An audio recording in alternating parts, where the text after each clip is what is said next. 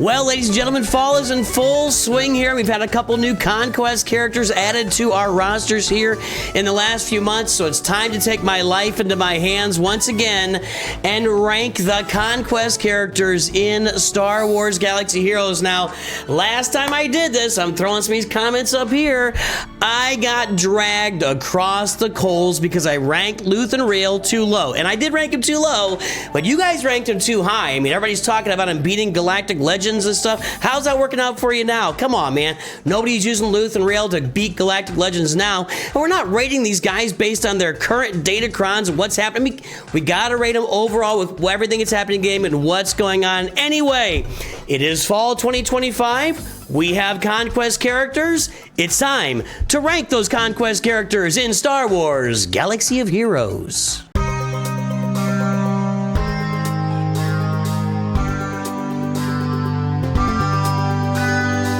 Well, greetings and hello there, everyone. It is I, your beloved Star Wars Dad, Nooch Too Good. And yes, as stated previously, it is time to rank those Conquest characters in Star Wars Galaxy Heroes for the fall of 2025. And I'm taking my YouTube life directly into my own hands.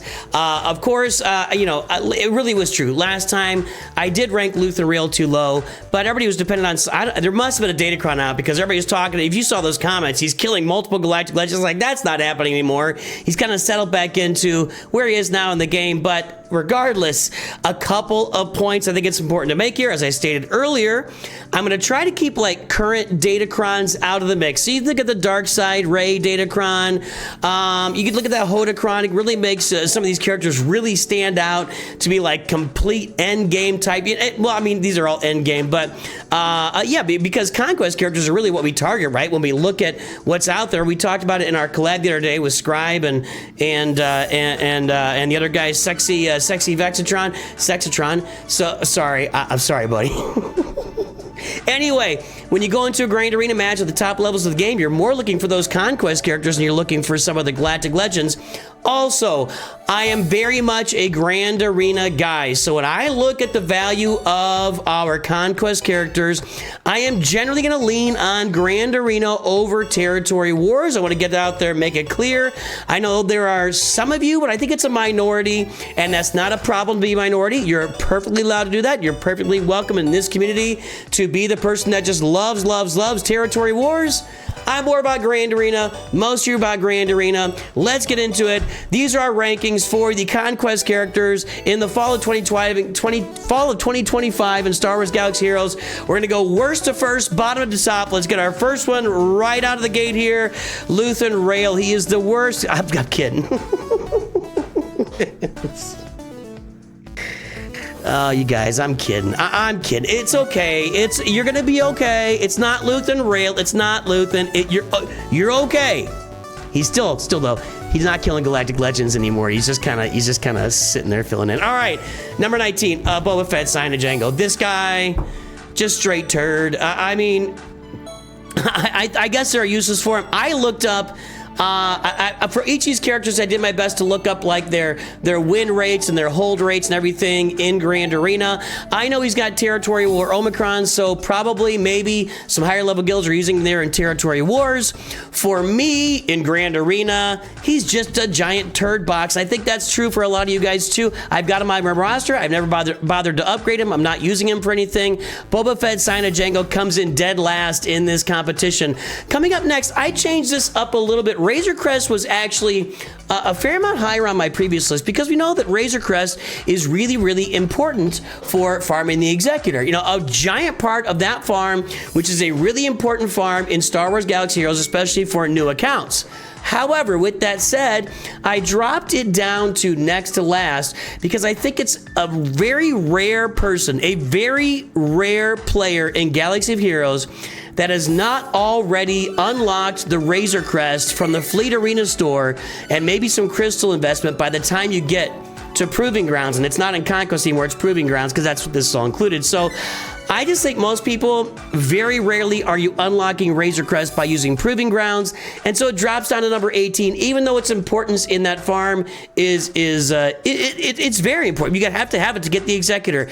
And I'll also mention along the way, I always take the value of farming into account when I'm ranking these things. So, you know, if you get characters that are more important for farming in the game than other characters, they're always going to take a little bit of precedence. That's going to give you a little extra value to me. I know some of you guys, it's just about how they perform in game, but, you know, this audience, it ranges from brand new players up to end game players. We've got to talk about the value of farming of some of these characters.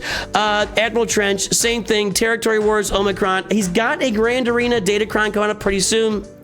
I know, like I said, we're not talking about Datacrons, not ranking them with Datacrons. He may have some value for some folks here in Grand Arena coming up with the Datacrons coming out, but I'm sticking him at number 17. He, much like Boba Fett signed to Django, I have not upgraded him on my roster.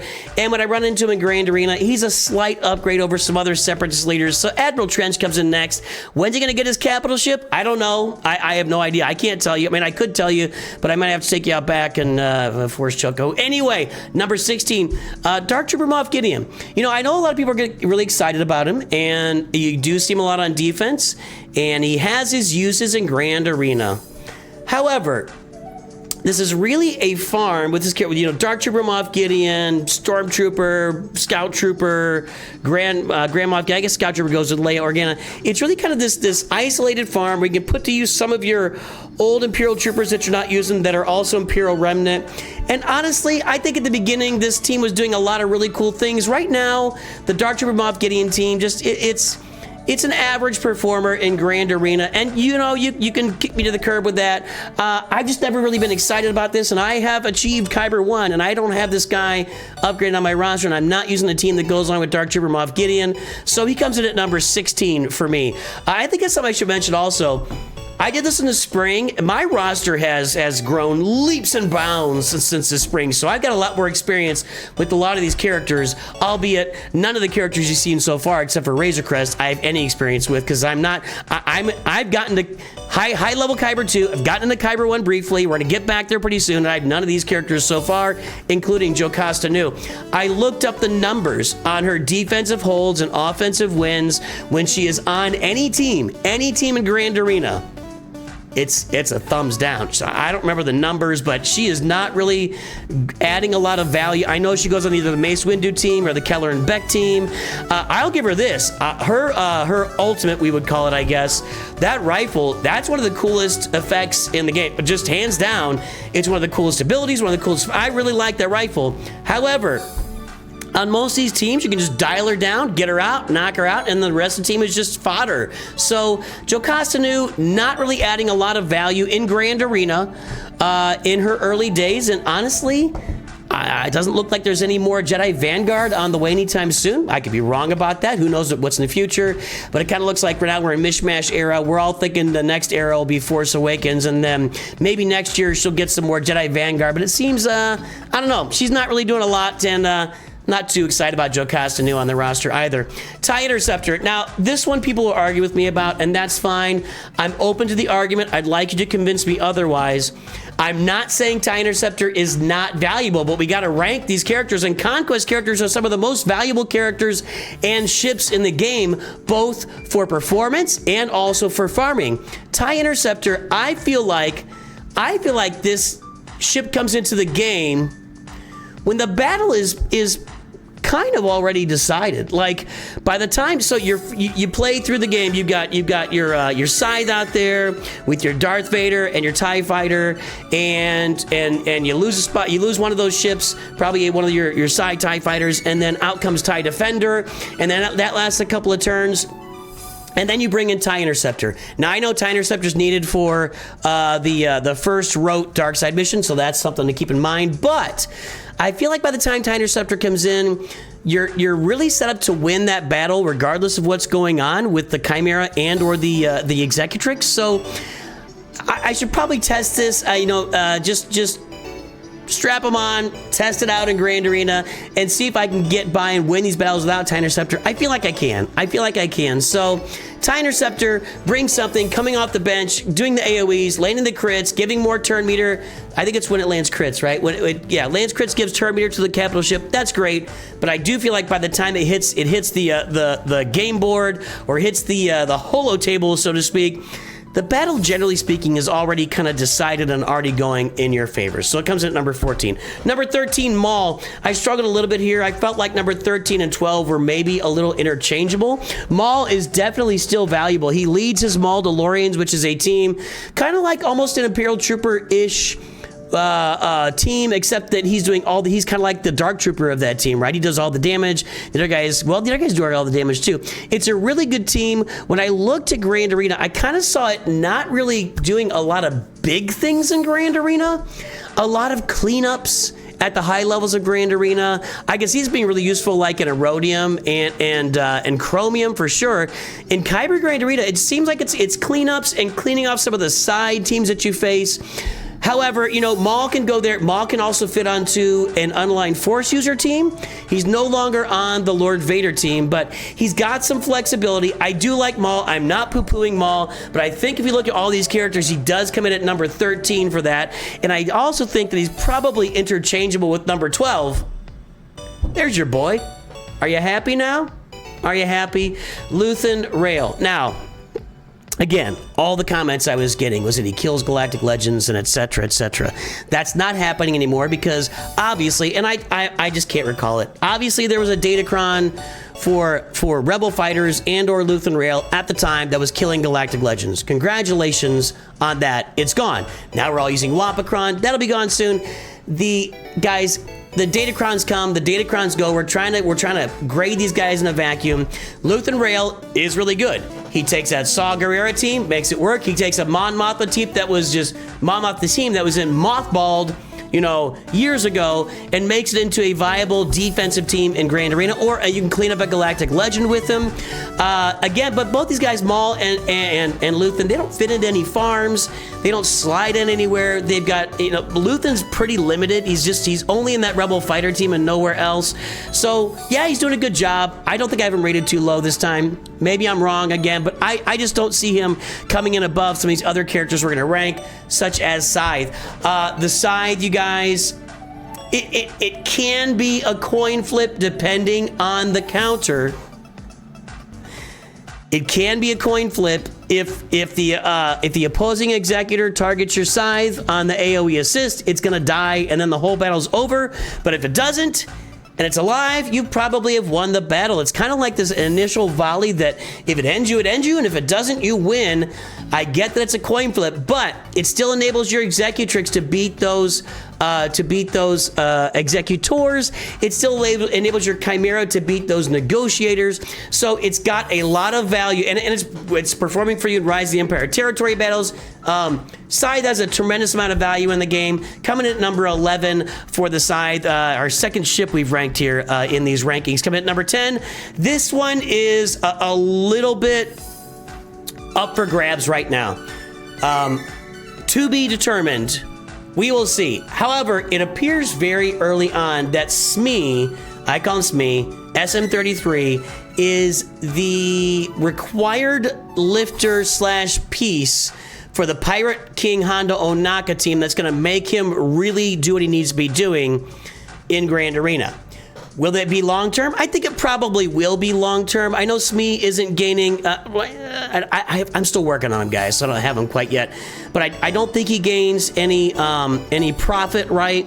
But, I mean, I've watched Gerbil, I've watched other guys. SME is the guy that's coming in and doing all the damage, and you're really lacking damage in that Hondo team. It does seem like SME is going to be really important to that team. Does he have a lot of usefulness elsewhere? He's not required for any farms, but... anytime you get a character that is the specific lifter for Galactic Legend, they're going to take a place up. And like, for instance, as I mentioned earlier, when you go into Grand Arena, if you see a Hondo on defense and there's no SME, you probably fear it a lot less than you would if there was a SME on that team. If Hondo's ever put on defense, we'll find out. So anyway, I'm bringing in SME number 10 right now. I think that's going to be open to interpretation over time. We'll have to see how he performs.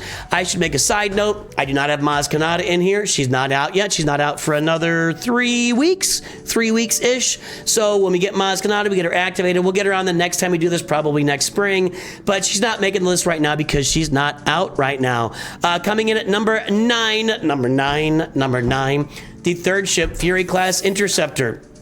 Now, do I get all giddy when I've got the Fury Class Interceptor on the field and all the amazing things it does? And I mean, you know, it's a piece of the Leviathan fleet.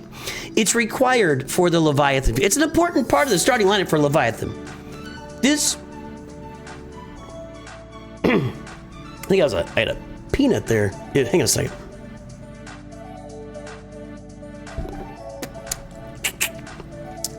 You know, you get the peanut M&M and the little piece there, like that little knob on the peanut just comes out and gets stuck between your teeth and it pops out when you're making a video. You know that experience? I know that experience. Just had it right now. Anyway, the Fury class Interceptor. This is an important ship because it's required for Leviathan. Leviathan, as of today, is still the premier capital ship in Star Wars Galaxy Heroes. In order to get it, you got to unlock the Fury class Interceptor. It is a vital part of the opening lineup for the Leviathan. It comes in at number 9. Does it do anything like lift other? It's stuck right there. It's only used there. That's the only place it falls. But it's so important to that meta capital fleet that we put the Fury class Interceptor right here at number 9. Number 8, Darkside Ray. Now, I know that right now she's got a Datacron that's expiring after one more round of Grand Arena that has made Supreme Leader Kylo Ren supremely difficult to deal with. We've all kind of figured it out along the way. 5v5, you take in your Jedi Master Kenobi with your Hodocron. 3v3, you go out and you kill the cooldowns and you bring in Bane. We got it done. We got it done, right? We managed to get through it, but that was a difficult journey for us with Darkside Ray in there with her Kron. Without her Kron, she is definitely a lifter for Supreme Leader Kylo Ren. And maybe down the road we'll get another First Order team that she can maybe spread her wings and fly on some multiple teams. But as she stands right now, mostly without the Datacron, she serves as a lifter to add banners to that Supreme Leader Kylo Ren win, right? Like you tend to go with Supreme Leader Kylo Ren and the whole team dies and he's left standing at the end and he wins because he's awesome, but you don't get as many banners. With Darkside Ray in there, you can keep all or most of the other team alive, or not the other team, your team, all or most of your team alive, and get yourself some more banners in Grand Arena with Darkside Ray available. So I'm bringing her at number 8. She's a definite lifter for my favorite galactic legend in the game. She doesn't have it. She has nowhere else to live, except, like I said, maybe they'll come out with another First Order team where we could put, I think you have to have a Kylo in the lead for her to do her best. So maybe we come out with a team that crew can lead. I don't know. We'll see what happens down the road with Darkside Ray. She would have some flexibility in that First Order faction, but not really outside of it. Hey, Queen Amidala coming in at number 7. I've emphasized a lot on this channel. I've done it on this channel. I think that the Poncho Bros should be your first 2 relic characters in Star Wars Galaxy of Heroes. I firmly believe that. With their assault battle, with what Padawan Obi-Wan does for you in Conquest, really a lot of value, and the return on investment is tremendous for a new or early roster. Huge return on investment from the Poncho Bros. Well, you want those guys to really perform at their peak in Grand Arena and even other game modes. Queen Amidala is your lady. Now, she may not look like, I mean, I guess maybe that's Queen Amidala in the background, and this is actually the Handmaiden. Maybe that's what's going on here. But she looks like more like, didn't we say Mila Kunis? She looks more like, I don't know what's up with this art. This art is weird. I don't know what the deal. Why couldn't we get her? Whatever. Queen Amidala is going to work with your Poncho Bros, going to lift them up, make them a really, really great Grand Arena team, a great team in all game modes. Are going to perform really well for you. She's a tremendous, she's kind of a lifter, but she's the leader of those guys. Fun character if you're not trying to kill that Handmaiden for 3 hours, and just good stuff. We love Queen Amidala, and you know, you can usually try to find that right Datacron for her. There's one that's great with her right now. She's killing Galactic Legends with that Krennicron. We'll see how that goes in the future for Queen Amidala. She's tremendous. Ben Solo, I put it number 6. I had, I think between these 3, Darkside Ray, Queen Amidala, and Ben Solo, you could probably interchange them a lot. And I will say for Ben Solo, if you don't also have somebody like Ezra Exile on the team, or maybe Baby Cal on the team, you know, just plain Cal Kestis, not Jedi Cal Kestis, He is good, but more annoying than good. And if you don't have another big piece on that team, just a traditional Starkiller team can take out just a regular old Ray and Ben Solo team. So his utility has kind of faded a little bit over time to where he's more of an annoyance than a piece, unless you get another piece on that team. When you drop Ezra Exile onto the Ray team, you put that Barriscron on there, that's nasty. It makes it really difficult. Ben is kind of the starting point of all that. He is definitely a Ray lifter, and if you get Ben early enough in the game, put him with that Ray team, really, really good things will happen for you with that Ray team. I just think we've all found a lot of ways to deal with them over time, so I would interchange any one of those three. They're kind of lifting existing teams. These three don't really have a spot outside of their teams. Like, there's not a lot of flexibility with any of these three characters. They're all tied to specific Ray, Kylo, and the Poncho Bros. So I kind of put them all in this range. They might be interchangeable. You can argue about it amongst yourselves or with me, whatever. Comments below. Argue with me. Make it happen. I'll put your comment up someday when I want to point out that you're being a snot. Hey, Terran Malicos number 5. Guy's awesome. I think I rated him too low last time. I didn't have him last time, and I'd never played with him. But Terran Malicos takes your Ufu team with Sir Junda, Baby Cal, Terran Malicos, and 2 other pieces and turns it into that Ray killer, even if Ray's got the extra pieces. This is a Galactic Legend killer. This guy, when he gets going, is just one-shotting people with rocks. He throws rocks at them, and they get buried and crushed, and they're gone. Terran Malicos is a tremendous unaligned force user in Star Wars Galaxy Heroes. Again, though, not a lot of flexibility, not required for any other farms, but what you do with this guy in lifting a non-Galactic Legend team with the unaligned force users to basically just on, if you're looking at S tier Galactic Legends, we're looking at A+ tier for those unaligned force users. Terran Malicos is the primary damage dealer on that team, and you've got to have him there. Terran Malicos bringing it at number 5. Number 4, we're looking at Darth Malgus. I know there's been some poo-poo of Darth Malgus along the way. I mean, you always wonder with, like, what they're wearing. Does he sit in his chambers in a robe? I mean, we talk about poo-poo, like when you're in the chambers in the robe, you can't easily take care of business with the cod piece and the giant belt and the suit of, that would be rough, right? Maybe there's a flap in back. I don't know. Look, and that lightsaber is really long. Darth Malgus he takes your existing Sith Empire and just makes them really, really good.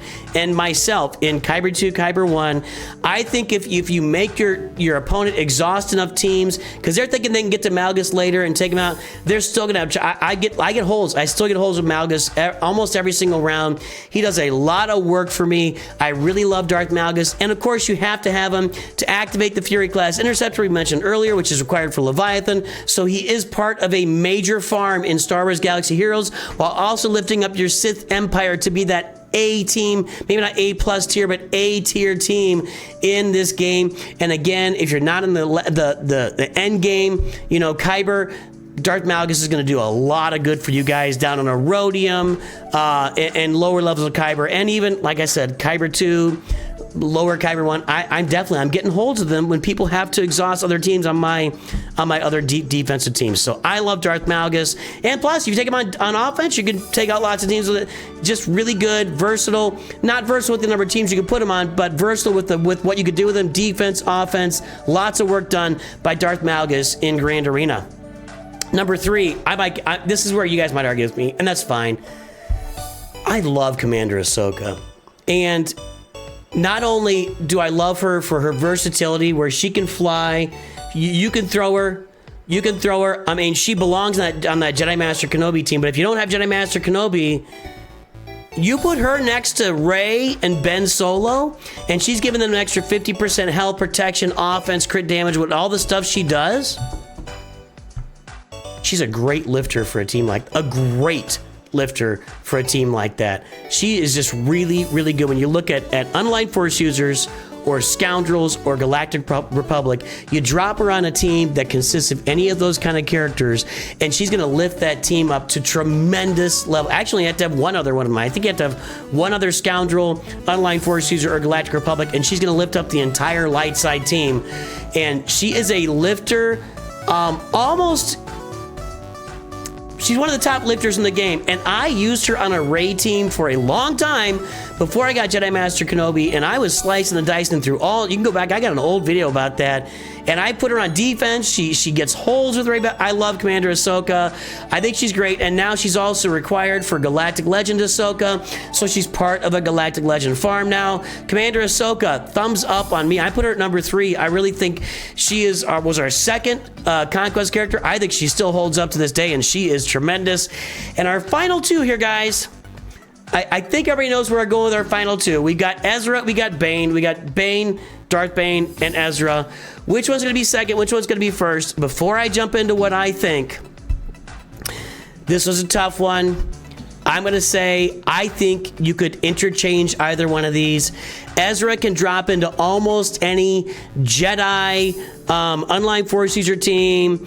The guy is just an absolute beast. Ahsoka isn't really great without him, but he makes Rey almost unbeatable in the right situation. He makes Jedi Master Kenobi almost unbeatable in the right situation. Haven't really seen him use with Jedi Master Luke a lot, but Ezra Exile is so good. Darth Bane just takes one other Sith out there, wipes out entire other Galactic Legends, other teams. He's just an absolute force in Grand Arena. Darth Bane, Ezra Exile. Ezra Exile actually can work in other game modes as well.